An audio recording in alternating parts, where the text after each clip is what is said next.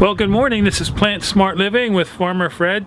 Today's March 7th, 2016, and it's just the beginning of a new garden season, and we're really excited here at Plant Smart Living. And so before I plant anything out in the garden, I just thought I would give a little pre-season video tour of my garden beds and maybe give you some tips and ideas on your garden maybe that you're going to be planting this year. So I'm really glad that you could join me today.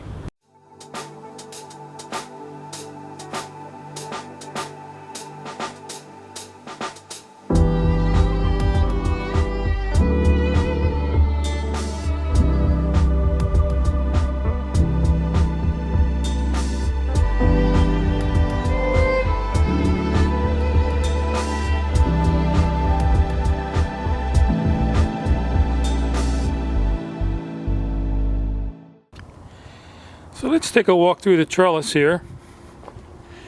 Boy, it's a beautiful sunny morning here. I always like the month of March because around here in Pennsylvania, I call it the dry, windy month.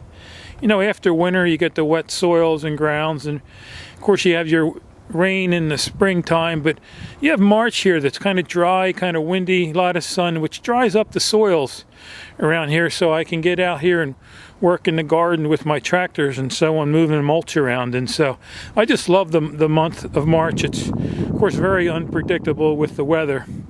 And so anyhow, just wanted to give you a quick tour update on my vegetable garden and what we're going to be planting this year. And so right here in front of me I have the my 18-foot by 30-foot raised garden bed.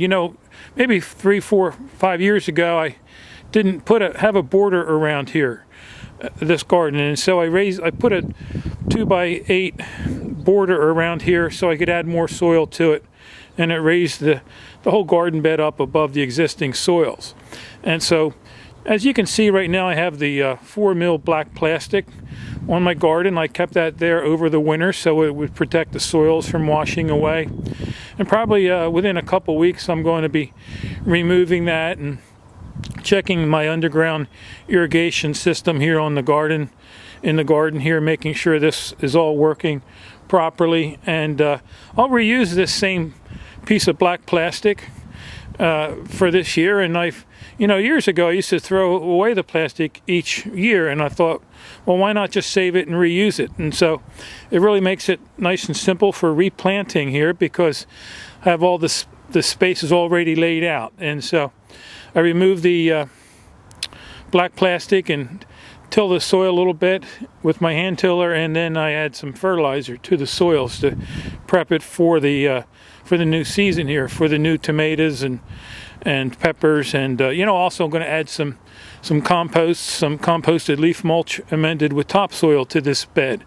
And so I'll be getting like a 10-yard order from Barnside Compost near me probably within a week or two. In fact, I'm hoping to do a tour up there at this compost facility where they make this compost and have a video of that when I visit there. And so in this bed here again, I typically grow my tomatoes, bush type tomatoes, and my green peppers, and here on the right I'll grow my broccoli here and some of my greens, and here in this garden as well.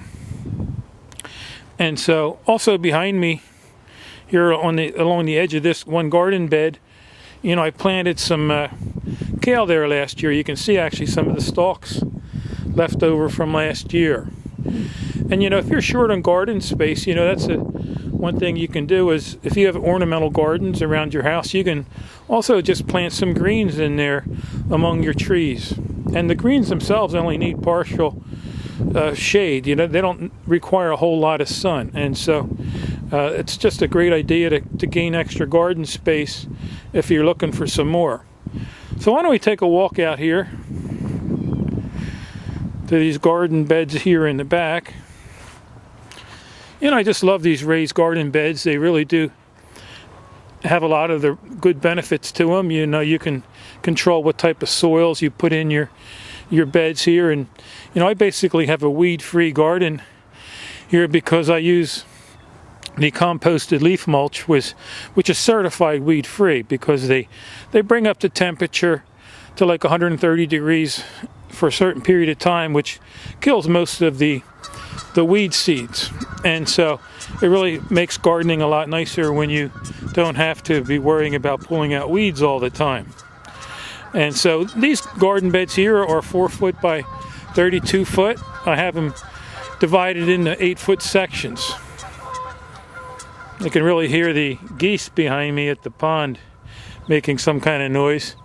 And then here on this trellis, you know, I'm going to be growing again the yellow sun gold cherry tomatoes. And you know, last year we really enjoyed growing them here at the Plant Smart Living Gardens because they're just nuggets of gold, as I call them, growing on the vine. So let me encourage you to think about growing some of these yellow sun gold cherry tomatoes and just let them do their thing. Let them grow without plucking or picking the suckers off between the stem and the branch, because that way they'll just multiply and you'll have so many more cherry tomatoes that way. In fact, I did an experiment last year about the two types of sun gold cherry tomatoes. I trimmed some and the suckers in between, and I let another one grow and do its own thing. And I was just amazed at you know, letting nature take its course. I got a lot more cherry tomatoes. And so again, I have 3 sections of raised bed here, and then I use some red shale in between my beds. I got that red shale from down at the creek, brought that up with my backhoe, and so you have a nice maintenance-free cover there over your soils.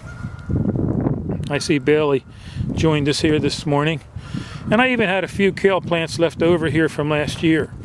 And so in these beds, you know, we're going to be growing some peppers and eggplant, and you know, over there on this one trellis there, I'm going to be growing my indeterminate tomatoes that'll just grow, keep on growing to 8-12 feet if you let them do that. And so I'm going to be planting like Bob's Big Boy tomatoes over there and Mortgage Lifter tomatoes. And we're also hoping to do What Will Farmer Fred Grow For You this year. And so that's exciting, something exciting we're looking forward to here at Plant Smart Living. And so right now, you know, also with this video, it'll give me an idea, and others, you know, we live in Pennsylvania here, Zone 6. And so I'm going to be doing, we're planting some Swiss chard out here in the garden soon, direct seeding some Ford Hook Swiss chard, and also going to be planting some snow peas sometime within a couple days. Also in the fall, I added some composted or some leaf mulch. My neighbor had shredded that up and had them out at curbside that I took home and added these leaves to my existing soil just to amend the soil, loosen the soil, and add extra nutrients. And so let's take a walk over here at the outdoor garden structure. Also here in these beds here, I end up growing watermelon and cantaloupe and some butternut squash. And let me encourage you to think about growing your own melons. Something's really easy to grow. You just need a lot of space for them because they take up 8 to 12 feet up of your garden area when you grow melons. And we also grow some zucchini in these beds here.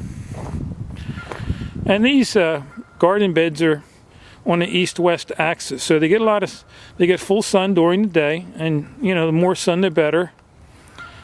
6 to 8 hours is always recommended for like tomatoes and peppers and melons. They like a lot of sun. They like their feet warm. That's why, like over there on that 18 by 30 foot garden bed, I use black plastic, because green peppers and tomatoes, they like their feet warm when you grow them.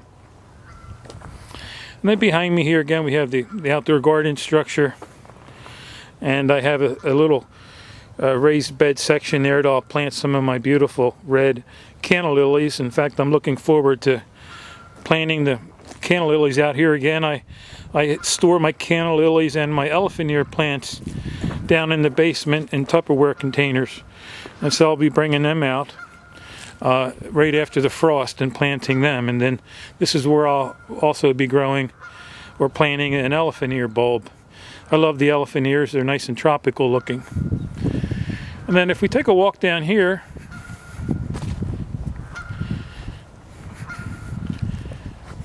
This is where I'm going to be growing more potatoes.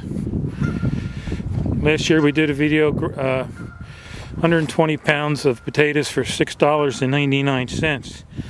And so this year I'm going to be growing even more potatoes here at Plant Smart Living. We just love our potatoes, and you know, this starch, it's very healthy lifestyle. We here follow a whole food plant-based lifestyle and have experienced amazing results in our health. And so these are some of the raised areas where I'm going to be planting some potatoes in this year.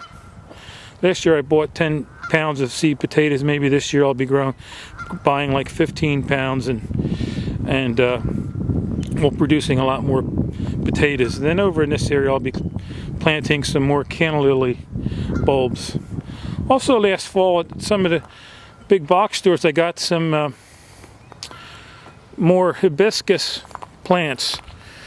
They were really on sale for like a couple bucks a piece, and so Lord Baltimore hibiscus, and so I have 3 of them planted here, and then also behind me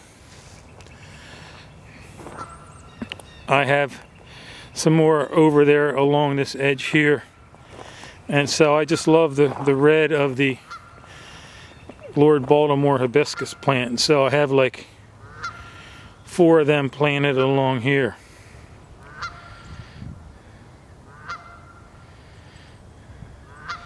Maybe the geese are upset that I'm out here filming. In fact, you know, last year we had these same 2 geese visit the pond, and they built a nest a foot or 2 right off the edge of the pond, and it was the cutest thing watching them build their nest, and they had their little babies and so on. And you know, with our little dog Bailey, he doesn't seem to bother the geese, and so I'm looking forward to filming them this year and their nests, and sharing those videos with my viewers so we can watch these geese build their nest and have their little babies on video this year. So anyhow, if you have any questions or comments about this video, you know, please feel free to leave them in the comment section below. And you know, that garden structure I walked by was probably one of the best things I've ever built. It's got the nice outdoor workbench on it, and I also have water from the house out there, and you know, I also have an underground water system that I pump water from the pond to my garden beds, and also I have an outdoor shower there in my garden structure. That to me is it's been a lot of fun building that, because working out in the garden you really get dirty, and so I'm sure if you're a gardener you have experienced that a lot. And so anyhow, I just want to thank you for joining me today. It is a beautiful day here in Pennsylvania, and I just hope you have a great day today. So until next time, this is Plant Smart Living with Farmer Fred.